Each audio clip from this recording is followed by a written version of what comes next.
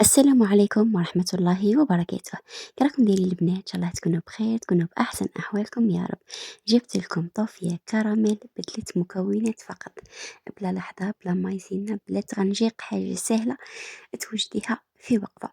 قبل ما نبدأ مع الفيديو تاعنا، بلا ما ننسوا نصلوا ونسلموا على النبي عليه افضل الصلاة والسلام. واللي راهي اول مرة تشوف القناة ما تنسيش الابوني والجيم باش يوصلوك ان شاء الله جديد الوصفات.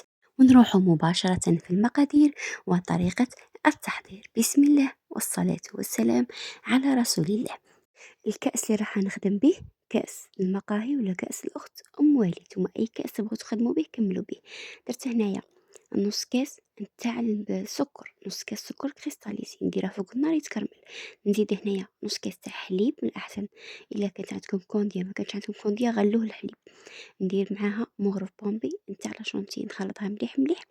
إلا شتو هادو الكويرات عاد كاينين سدوها. نحط هداك النص كاس نتاع السكر نديره يتكرمل كما راكم تشوفوا. ما نزيدولهش النار، لازم النار تكون ناقصة السكر باش ما ينحرقناش. إذا انحرقنا رايحة تجينا طوفية كراميل نتاعنا مرة. لما نشوفوا هداك السكر بدا يذوب، عاد باش نستعملو اسباتيل.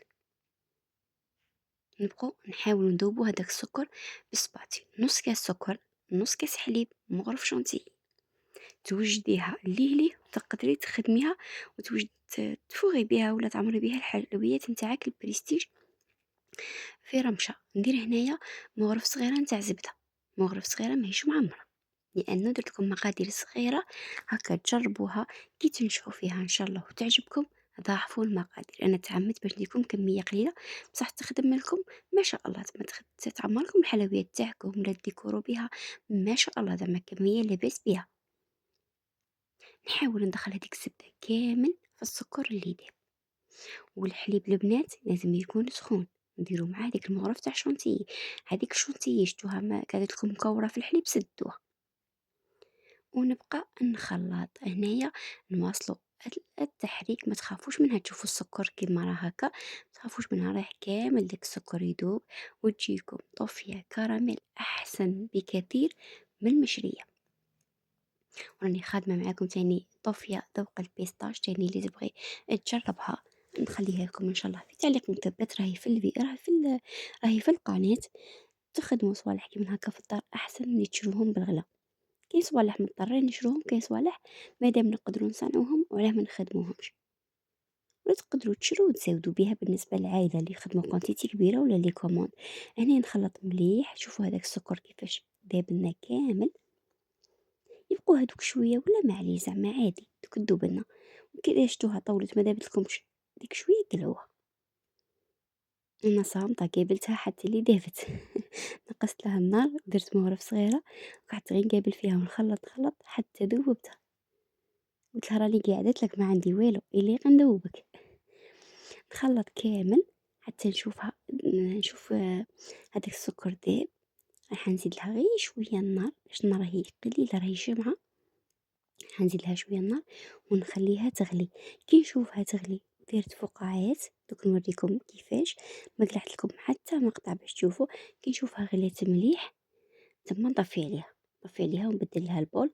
وباش تبرد لي بالخف نديرها في الفريجيدير باش في الساعة تبرد لي ونبارطاجيها معكم تشوفوها كيفاش. يا تشوفوا هنا هادو هما الفقاعات، كتشوفوا العين هكا كبار، هكا دوك الفقاعات كبار. هنا نطفي عليها وراهي واجده.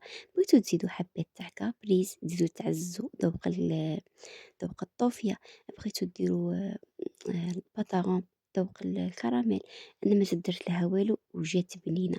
هنا حاولت نعاود نديرها براميكسر باش نبردها شويه. تقدروا ما ديروش كاع براميكسر، حتى من بعد كي تبردوها وتخرجوها عاودوا ديروها براميكسر باش تحصلوا على هذيك اللمعه والقوام الاملس. صاي سي بون. هنايا رايحه نديرها نبدلها البول كما راكم تشوفوا. انا بردتها شويه،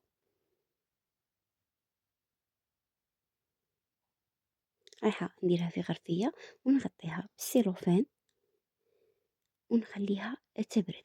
كي تبرد ان شاء الله نولي معكم تشوفوا القوام تاعها. هي كل ما تقعد كل ما تزيد تحكم روحها، كل ما تزيد تجيكم ثقيله وتجيكم بنينه. شوفوا كيفاش جات هنايا، خليتها دخلتها ديريكتومون في الفريجيدير باش تبرد لي بالخف، خليتها حوالي هكا ساعة إلا ربع، نص ساعة، وجبت نوريها لكم كيفاش جات، ومازال راح تزيد تتقال على هكا، تحسبوا كابريز. جربوها إن شاء الله وتفرحي بيها وليداتك، وتخدمي القاطويات البريستيج والشابين، والله الله وعلاش لا. نتمنى الوصفة تكون عجبتكم، ما تنساونيش بهذيك الجيم باش يوصل الفيديو لأكبر عدد من المتابعين، ويقترح على صفحة اليوتيوب. إلى فيديو قادم إن شاء الله، والسلام عليكم.